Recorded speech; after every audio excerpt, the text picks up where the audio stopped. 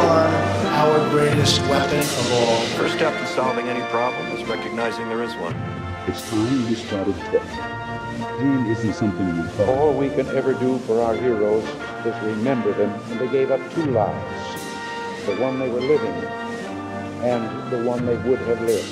They gave up everything for our country, for us. They pray for freedom and justice.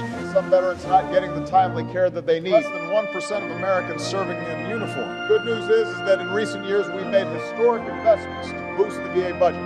What is it? Why should we care? We should care about press freedom because we were informed. In democratic societies, free, diverse, and pluralist media enable public debates and are essential checks You don't on look power. satisfied. Let's discuss.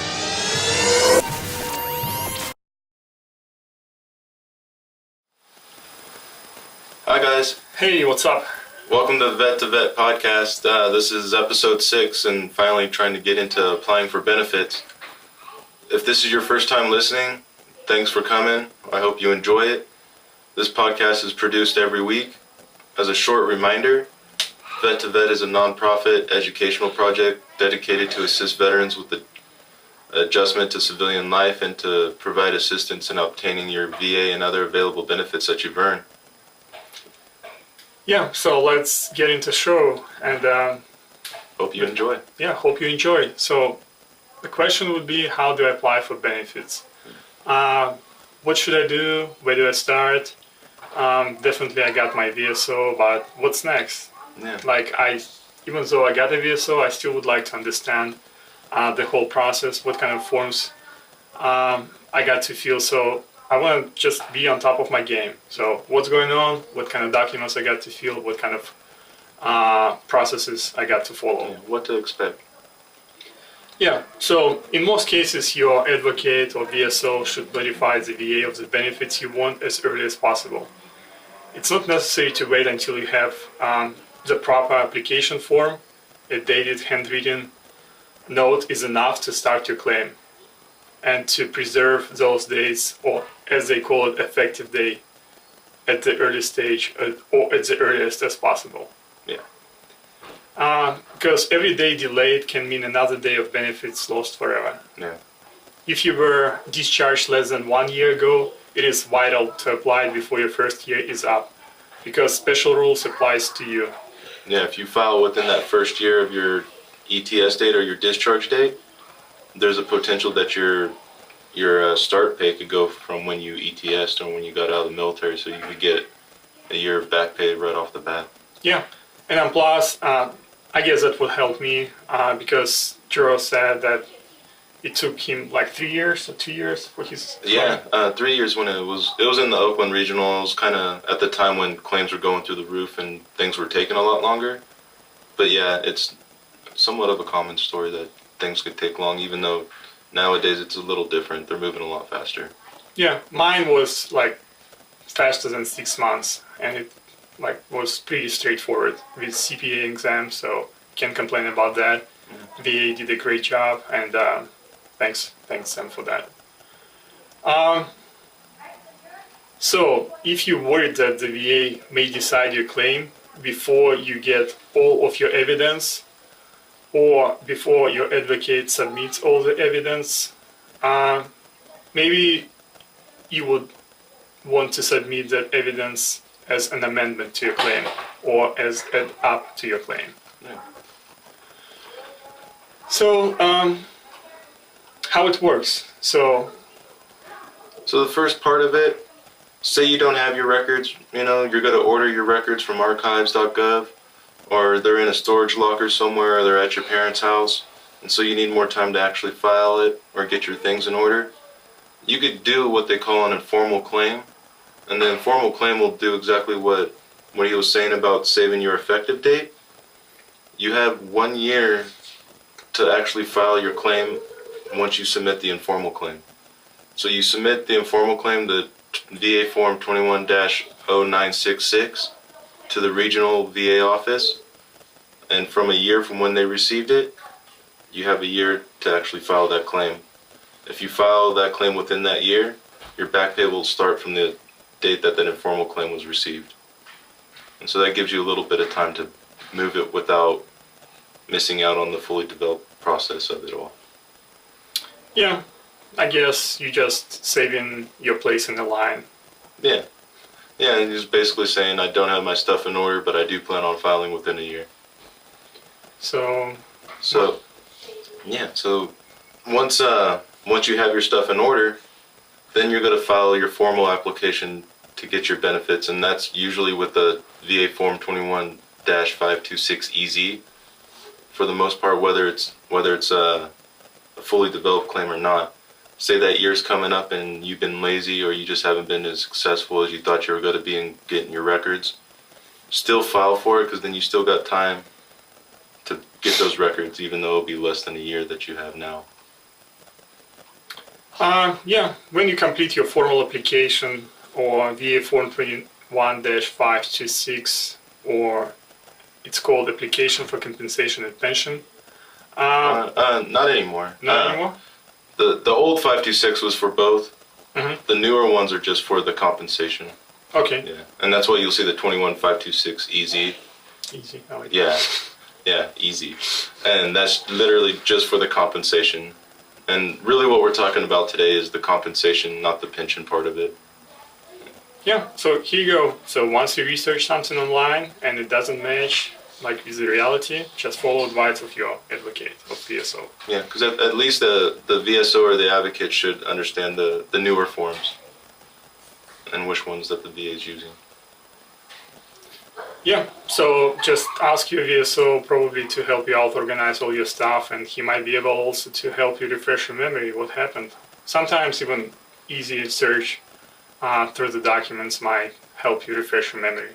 Yeah, definitely. The funny thing about this is once you start filing a claim and you start really thinking about your military history, things that you didn't think of really that were a big deal, or things you didn't really think were that big of a deal, start popping in your head and you say, oh yeah, that did happen to me. Oh yeah, this thing actually did happen.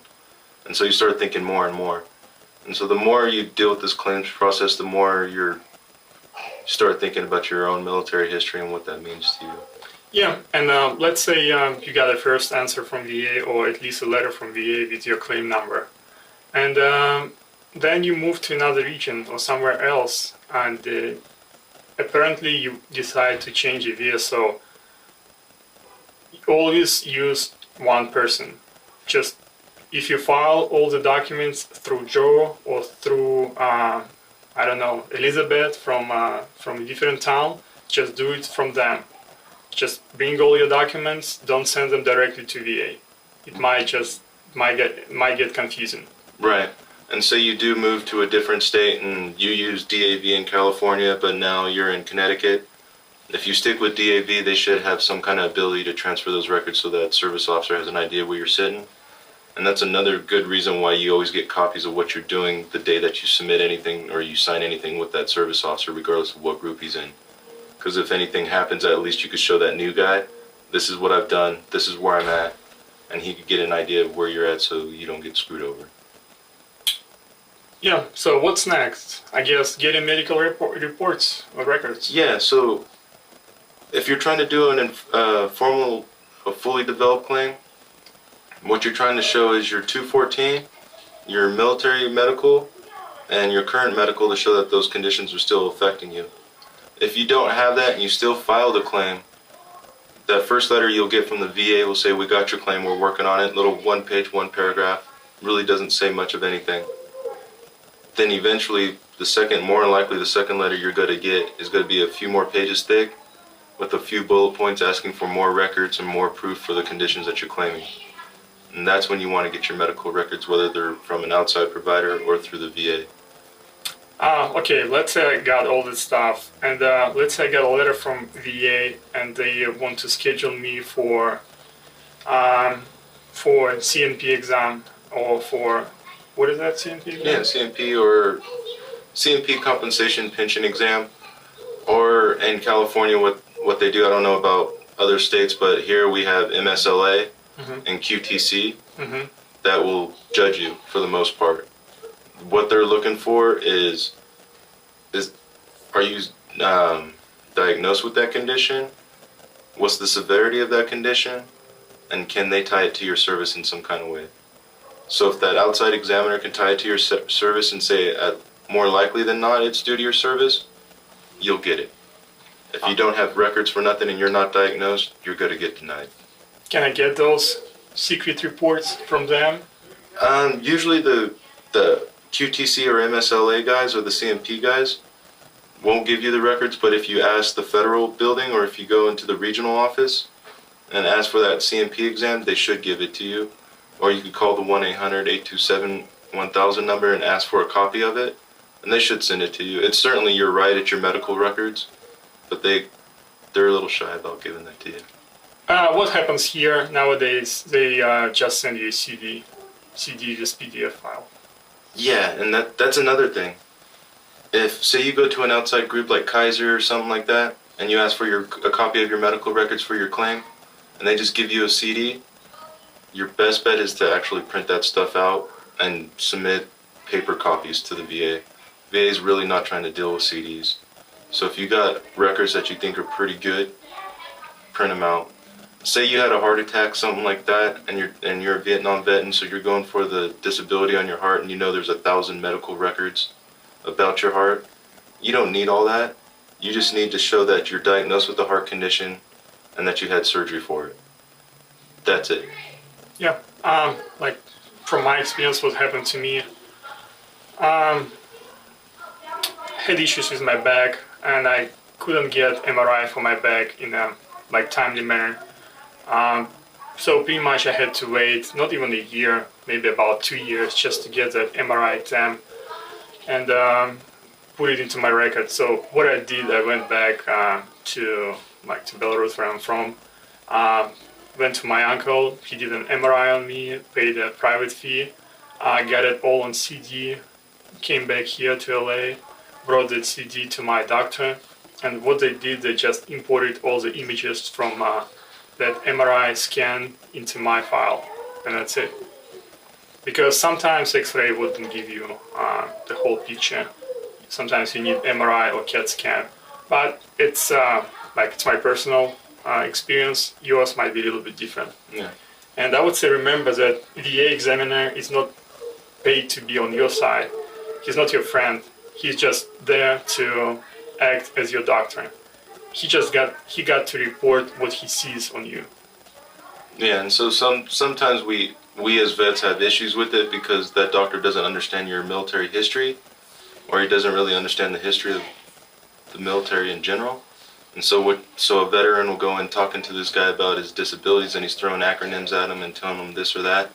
This guy has no idea what the hell you're talking about. Yeah, So then he says it's least likely due to your service, even though it's BS. Yeah. And just roll with it. There's no need to get angry about it. It may make your claim go longer than it needs to, but you know what happened to you in service, so you just keep fighting it and do what's right, and you know what happened to you, so you keep fighting until you're successful. Yeah, I would say just be polite, be professional, don't try to upset him, because if you put yourself in his shoes, he might see 10, 15 guys a day, and with different issues, maybe it's the same issues, and he have to follow the protocol or rules. As the best advice I can give you, just ask him what kind of form he's using and what he's looking for exactly. At least you can not change your story, but at least you can focus on that part of your story. Yeah, and when you have those outside exams, you could always take medical records with you. A lot of the times they don't want to look at them, but at least if there's a question that pops up and that guy says, well, I don't see you're diagnosed, or when was the last time you seen a doctor, you could have records right then and there and say this, this, and this. So you could help back up what you're trying to say, so it's not just your word against his. Yeah, so that would cover exams scheduled by VA. But how do I get my medical reports from different hospitals, from VA itself, or from private doctors? Yeah, to put it in my file. What should I do? If you go to any outside doctors, you could go to their records department, and they should have records. A lot of hospitals destroy records that are over 10 years old. So if your records are getting older, you might want to pull those records just to be on the safe end, because even though you may not be using it today, you might be using it in the future. So anytime those records get close to 10 years old, might as well print them out for your own. But I always think it's better when it comes to your disability claim if you pull your own records, whether it's through the VA or through an outside provider. But each medical department should have a records department, and that's where your records are. And don't ask for your entire medical record, ask for the things you're going for. So just ask like, hey, I just want records about my back, I just want records about my mental health. So you're getting this amount of record for whatever you've been doing and not everything. Because that guy, the VA examiner and the VA rater is not trying to read every single little thing that's going on with you. He just wants to know what's going on with the things you're claiming. Even though, from my opinion, they do an amazing job. I don't know how much time you need to read all this stuff, but in my case, I feel like they read everything. Yeah, and it all depends. Like it really comes down to people. Yeah. So sometimes you'll have a decent rater or really good, like a real go-getter. Sometimes you got a rater that it's Friday afternoon and he's trying to leave for the weekend, so he's not trying to do this. There's a human quality to it, and so you want to kind of make it as easy as possible for everybody involved. Yeah, and to touch on the same question that George just described, so in today's digital world, so when you go to the hospital, definitely they would ask you to sign a form, like the form that would say some kind of release of information or outside release of information. If you're trying to release information only about your bag, just state on the form. It got to be only about your bag, because if you sign a general form and they might tell you don't worry about anything else, VA would send also a general form to them. So we just request a medical record form from Joe. Just give it to us, and as long as it's general forms, they will give everything to them. Yeah. So keep it in mind that it got to be specific. Yeah. Or maybe, like in my case, just submit everything and see what happens. Not a smart choice, actually. How to get records from VA. So we touched on that a little bit. So in general, they would give you a CD with a PDF file, but before you get that, probably just pop your head into the federal building or wherever is the VA main office and submit a formal request, or do it through your VSO. Yeah, your service officer should know how to do this. Especially if it's through the VA, that shouldn't be an issue at all. Well, what about my military personal records? Yeah, so let's say you don't have your military records at all. All you have is your 214, but you don't have anything else. And you really want it because you want to know what the VA is looking at when they're judging you on your disability claim. Before you file a claim, it's wiser to request your records before you file a claim. Most of our records are in St. Louis in the archives. If you use SF Form 180, you can print that out, and that will give you a request to get your records. And you can put in there whether you want your military records or just your military medical records. And on the second page of that form, it'll tell you where you need to mail it to. If you don't want to use that form, you could go onto archives.gov and use eVetRec, so the electronic veteran rec. Basically the same form, but it's just sent electronically, so hopefully you'll get it back faster.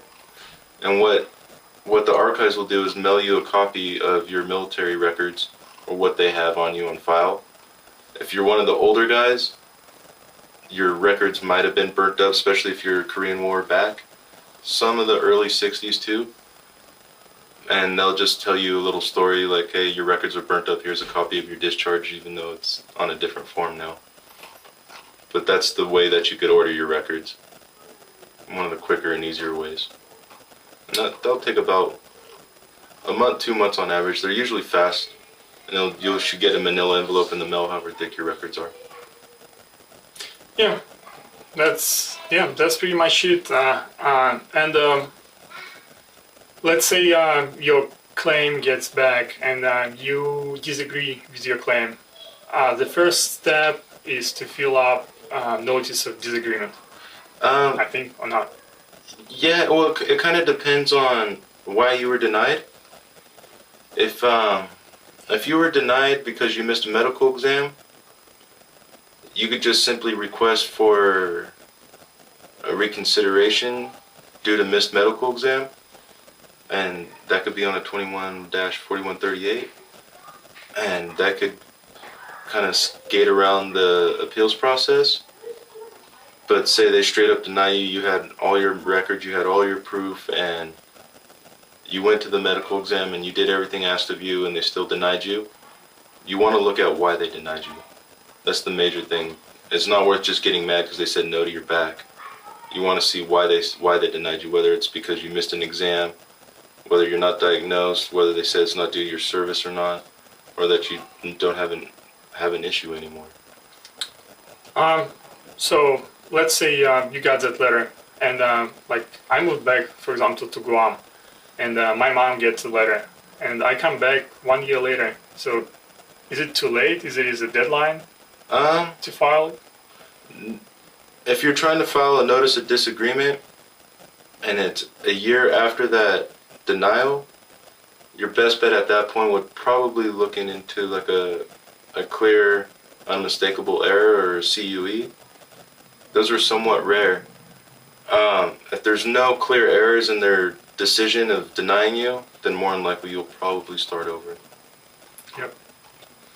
And you know, I heard about statement of the case. What is that? That's usually after the appeals process. So let's say you file a notice of disagreement and you ask for a decision review officer or a traditional decision, and they still deny you and they say, nope, too bad. And you still say, no, this is BS, I want to still fight it. What you'll do is you'll file a Form 9. The Form 9 is the actual real deal appeal. Now you're really in the appeals process.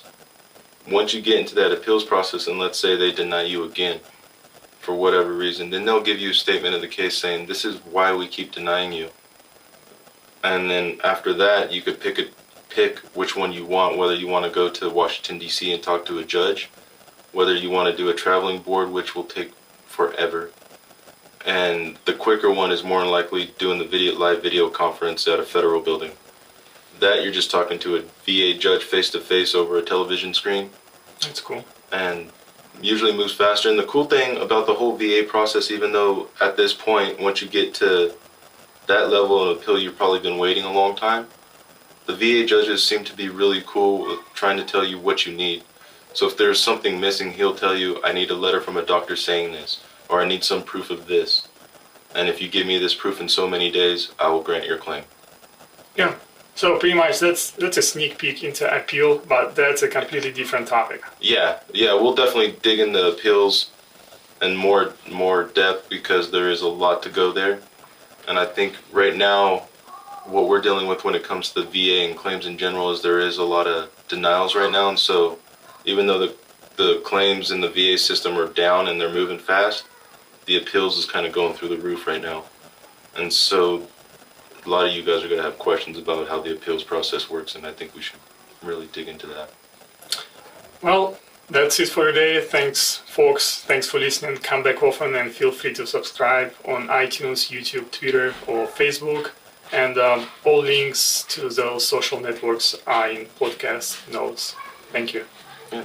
And as always, do you have any great book, movie, documentary to watch? A good book I like that's kind of random is the 48 Laws of Power by Robert Greene. Kind of a fun little history book, but also an understanding of people. Well, and myself, I got a great quote for you from Latin.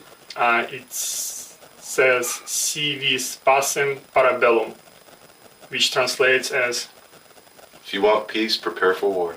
Yeah, whatever you do.